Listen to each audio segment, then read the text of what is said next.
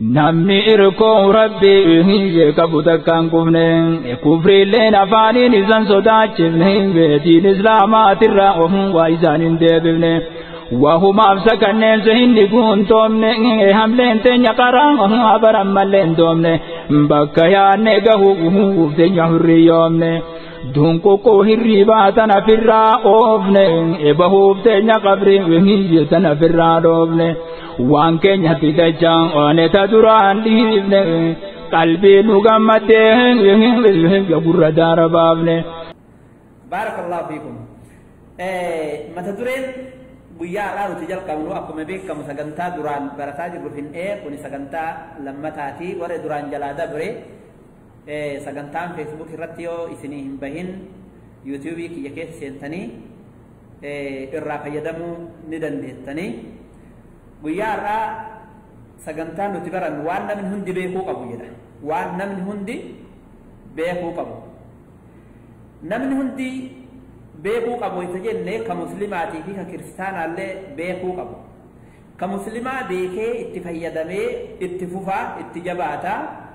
Ka musliman ta'in ammoo hubatee waan kana akka inni fudhatu jechuu. Wanni kun faayidaa isaa tahuu beekee akka inni fudhatu.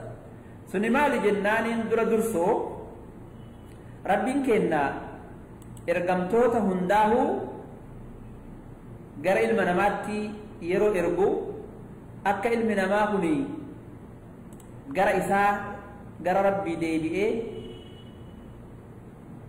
waan rabbi isa uumeef hojjetee rabbi isaa abbaduufi rabbi isaa gabbaruufi.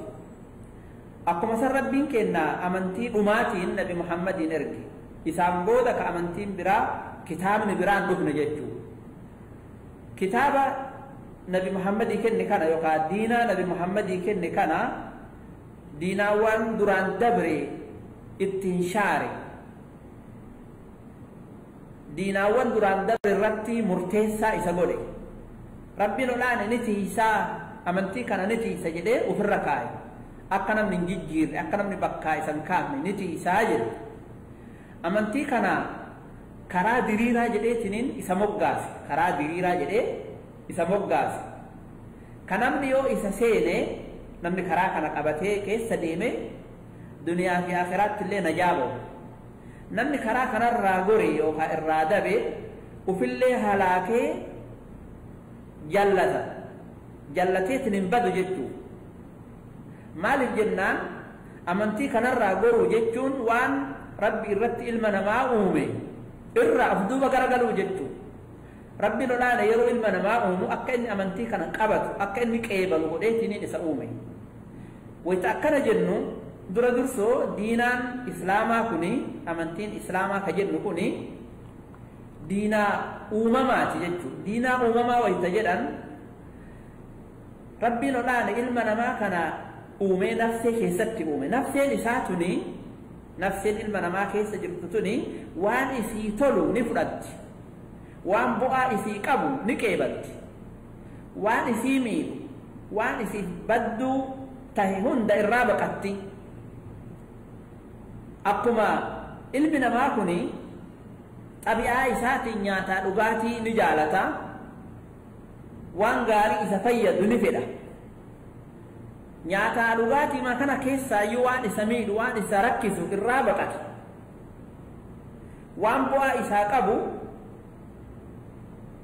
ni fudhata ni qeebala jechuudha. Akkuma san wantoota gaggaarii ni jaalata wantoota babbadaa akhlaaqa irraallee haa taatu irraa baqata jechuudha. Ilmi namaa kun kabajamuu jaalata. Sadarkaa isaa namni haa beekuuf ni fedha. Akka namni isan xiqqeessine nama isa xiqqeessu ammoo irraa baqata. Nama isa laaffisu hin fedhu jechuudha. Kanaaf jecha kuni waan rabbiin ilma namaa keessatti uume. Qalbii tana rabbiin olaane maal isii godhe haqa qeebaltuu godhee isii uume ta haqa qeebaltu.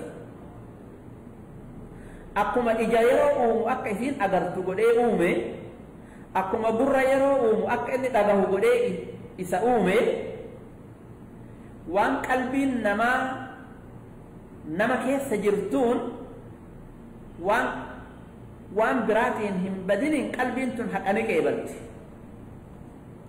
سبب وهيتي يو قرار رابد ملي يو وان باطلا هرقفت ملي سبب وهيتين رسول كينا صلى الله عليه وسلم أكي جدان حديث إمام مسلم وديس كيستي إني خلقت عبادي حنفاء أجد الربين حديث القدسي أن قبروتك يقجيلو قدي إسان أومي شيطانة ملا اتلهي قرار رابل للسملي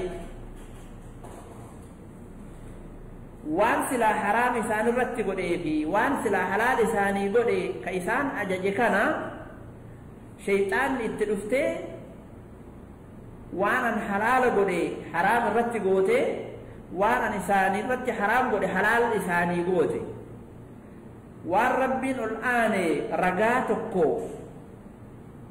إساني فيهم بوثن نتي شركني جد نمتويو شيطان جل ديمون الرب اتوامك ملي ربين الآن إلما نماك أجيلا بولي سوم جدتو نمتكو يرون ألتو إسلام مرت ألتو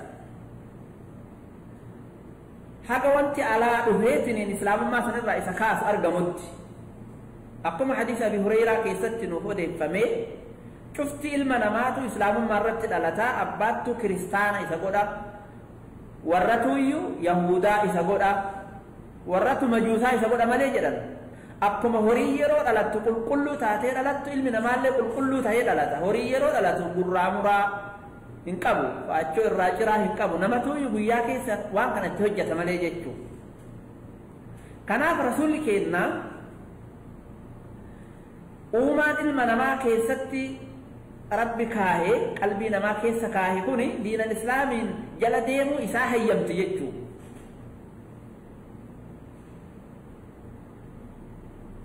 ilmi namaa ni qeebala jechuu amantii kana ni fudhata jechuu hin didu yoo wanti alaa dhufe wahii isa dachisiise malee namni amantii islaamummaa kana qoratee tiniin jedhe maaltu isaa gala haqa jechaan isaa gala waan lubbuu namaa keessa jiru ni eegaa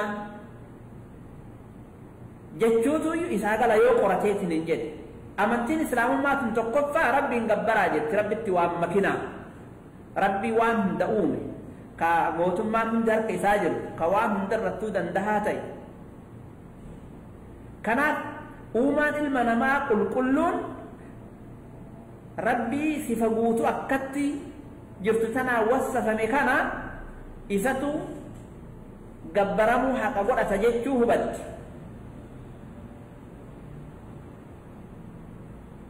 amantiin islaamaa yookaan shari'aan islaamaa waan gaarii nyaadhaa waan badaa irraa goraa jetti namni uumaan isaa gaariidha qalbiin isaa qulqulluudha waan gaarii nyaatee waan badaa irraa gora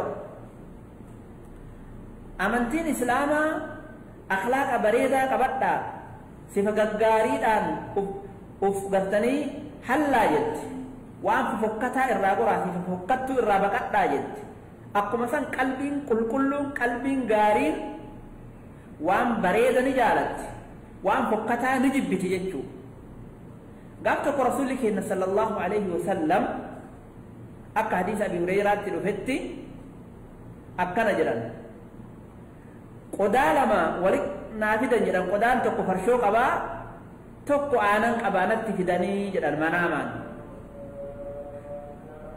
كفيتك يسافلتنا جراني قدا آناني فتدي رغي جران إيغا كان karaa gaarii qabattee odoo kafarshoo san ka fudhattu taate silaatillee jallattee uummanni keellee jallataa naan jedhan kanaaf amantiin islaamaa amantii bareeddu akkanaa tana amantii qalbiin namaa yoo jala deemte ittiin gammaddu ittiin mirqaantu sagantaa keenya kan ofirratti gawditti deebinutti wassalaamu alaikum warahmatullaahi wabarakaatuh